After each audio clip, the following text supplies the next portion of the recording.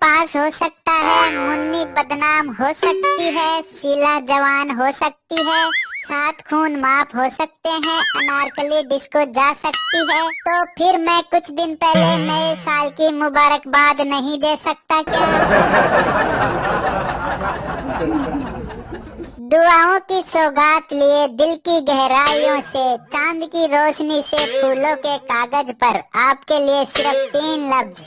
शेर कभी छुपकर शिकार नहीं करते, बुज़दिल कभी खुलकर वार नहीं करते, और हम वो है जो हैप्पी न्यू ईयर कहने के लिए जनवरी का इंतजार नहीं करते। लम्हा लम्हा वक्त गुजर जाएगा, कुछ दिन बाद नया साल आएगा। आज ही आपको हैप्पी न्यू ईयर की विश कर दूं, वरना बाजी कोई और मार जाएगा। Happy new year 2018। ओ नए साल का पहला जाम आपके नाम